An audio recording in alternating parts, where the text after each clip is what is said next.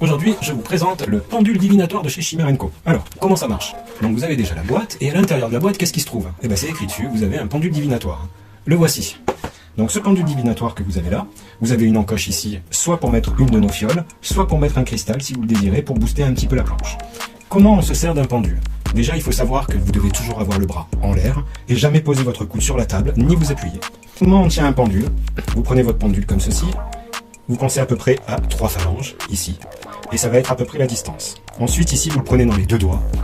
Et vous allez le positionner ici sur cette pointe. Avant de le positionner, et pendant que vous le positionnez, vous réfléchissez à votre question, vous la posez dans votre tête, vous pouvez la dire à haute voix si vous voulez. Moi, je vais y réfléchir et y penser à ma question. Donc je soulève tout doucement mon pendule, et là, à peu près à cette distance de hauteur. Il ne faut pas qu'il soit trop bas ni trop haut. Vous allez commencer à le laisser. Vous allez vous stabiliser la main, petit à petit, il va commencer à bouger dans une direction, tourner sur lui-même, jusqu'à se stabiliser sur une réponse. Donc ma question, elle est là, on voit très bien où le pendule veut aller.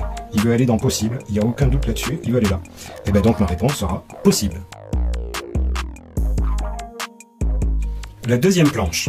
Donc ici vous posez des questions, vous allez avoir des réponses qui sont directes. C'est la planche la plus simple. Si vous voulez passer à quelque chose de plus compliqué, vous avez ici la deuxième planche qui est rangée dans son tiroir, que vous allez remettre ici. Donc ici vous avez une série de lettres et une série de chiffres auxquels vous allez poser des questions qui vont être beaucoup plus poussées. C'est-à-dire que vous allez par exemple demander un nom ou demander une série de chiffres par rapport à quelque chose. Bien sûr, si vous demandez les chiffres du loto, ça ne marchera pas. Un pendule n'est pas fait pour ça. Vous reprenez toujours votre pendule, toujours de la même manière, les 3 phalanges, on prend ici, on pose ici. Là, je n'ai pas réfléchi à de prénom ni à de questions que je veux poser directement.